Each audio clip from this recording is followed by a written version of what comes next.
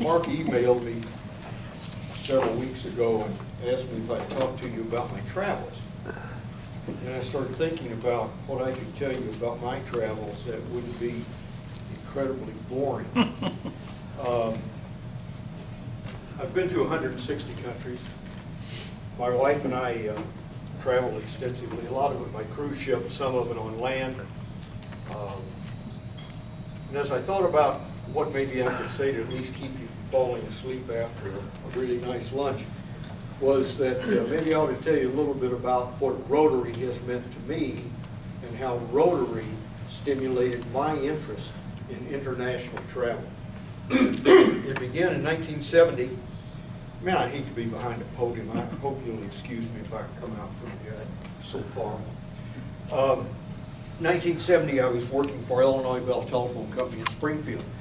And somebody, bless their heart, I never knew who, suggested that I might make a good candidate for a group study exchange team from District 646 to Japan. And I went through all the interviews and all the things that you guys know about and was selected. And my team, the team I was on, not my team, consisted of 5 guys and the past district governor as the team leader. We went to Japan for about 7 weeks as the official GSE experience, and then we stayed on for another almost 2 weeks on our own, and just had an incredible experience, and certainly an experience that has changed my outlook on international relationships and on the Japanese in particular. I lived with 14 different families during that time, some of whom spoke no English, and certainly I didn't speak any Japanese other than how to find the bathroom and get a glass of water. So it was an incredible experience. Then a year or so later, I was transferred from Springfield to Alton with my employer, and was later invited by Lovell Williams, who some of you may recall, to join this Rotary Club. And I can tell you, I see you didn't get a lot of nominations for president. They must not have had any then, because in 2 years I was the president. So it tells you that things haven't changed much, and I was a newbie and didn't know enough to say no or hide out, so I became the president in 1975. And some good things happened then. Alan became a member, and I met Mark, I think, about that time for the first time. The district governor must have liked me because he invited me to lead a group study exchange team to Norway. This one was a much shorter trip. It was only 4.5 weeks, but again, I was with District 646, and we had 5 guys besides me, and we spent this month in Norway.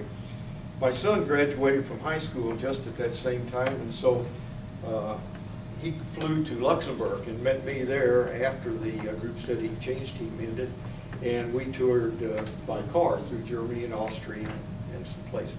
So again, that was an incredible travel experience, very much from through the access of Rotary. So after that, my office was again transferred to East St. Louis. I went down there and joined Rotary in East St. Louis, and they didn't have a whole bunch of programs going, but I was on the board and not a very good board member. I was too busy at work, and I really didn't do much for Rotary down there, unfortunately, but they still survived without me, and that's good. Then I was transferred to Chicago and lived in Downers Grove, became a member of the Downers Grove Club, became a Paul Harris Fellow there, and served on their board for a while. Left there in the very early 90s and moved back to this part of the world, which is where my heart really is, and have not been a Rotarian now in a little over 20 years. But my heart is still very much with Rotary because of all the things that Rotary has done for me.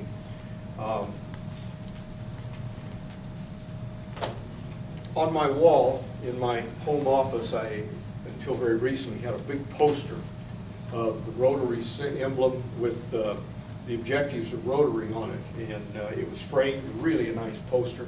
I don't recall where I received it, but some kind of an award somewhere. But I gave it to a new Rotarian a couple years ago, thinking that it might be more special to him than me. However, on my desk, I have a 12-inch brass, real shiny brass ruler with the four-way test on it. And I've had that now for many years, and I've referred to it when I was in business and in my personal life, and it's meant a lot to me. Not sure I always lived up to the four-way test, but at least it stimulated the right kinds of questions to ask on some difficult decisions. So that aspect of Rotary has really been forefront in my mind. On my bookshelf, I've got the Herbert Taylor story, the book. I've got Adventures in Service, which is a book all about Rotary, and I've got the 5-volume Rotary Basic Library. So Rotary really is in here, and I try to support Rotary in every way I can. With Mark on the Habitat for Humanity build in Edwardsville, where I had, I don't remember exactly how many, but well over 200 hours on that job, and just spent 4 full days working with Edwardsville Rotary on the rebuild of Township Park Playground. So I'm grateful to Rotary. They've been really significant in my life, informing a lot of what's up here and what's in here, and I guess I say thank you from the bottom of my heart and implore you to keep up doing the good things that you do, because they mean an awful lot to a lot of people. And I don't know if anybody ever really summarizes all the good things Rotary does. Probably somebody up in Evanston does.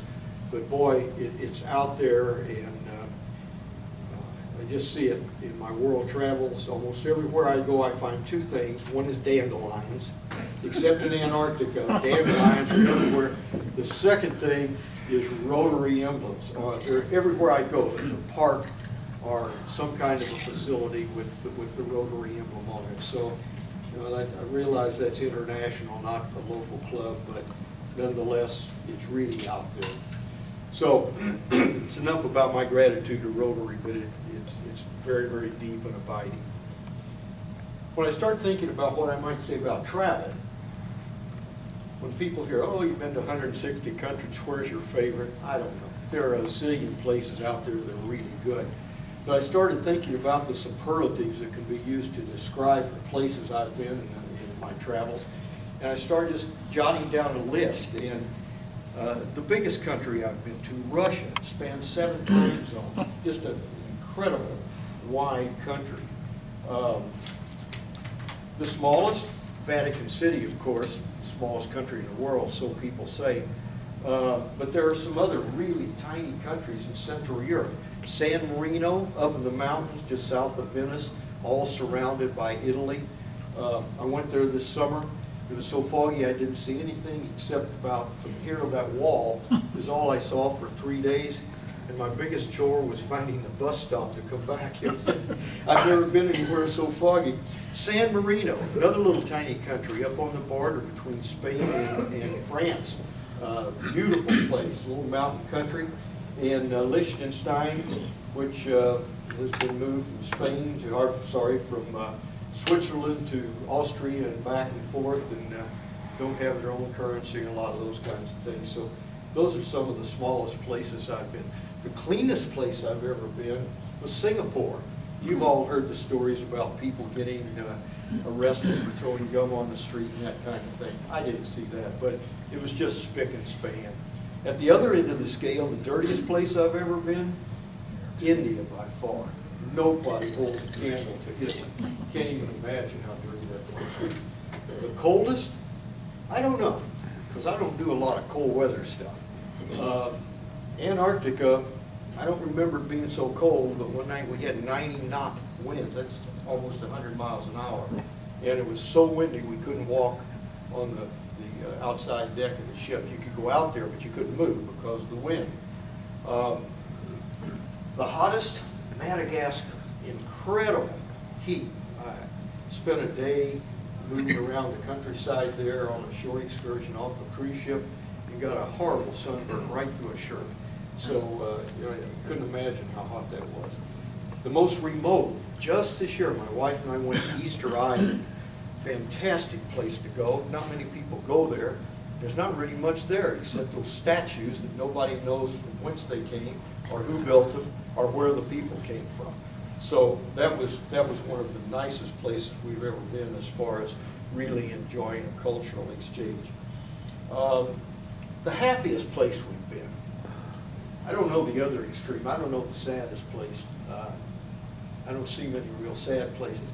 But the happiest place was a little island about 1,000 miles south of Hawaii called the Line Islands. Just a little atoll out in the middle of the Pacific. A couple thousand people on this atoll. And poor. There was no electricity. Not a single bit of electricity for these people. There were 2 automobiles, 2 old trucks on the island. They looked like they'd just come from a demolition derby somewhere. But they were the happiest and proudest people I've ever seen. They met our ship when we landed there, and we had to go ashore in these little dinghy boats because they certainly didn't have a pier for a cruise ship. So they met us, and they had all their native handicrafts on display. We were there a day early because somebody got really fouled up crossing the international date line. We were there a day early and there was nobody to meet us. They discovered when the landing party went ashore, they found out that we were a day early and everybody was in church. So they all came out of church, got their handicrafts out and sold them and all that.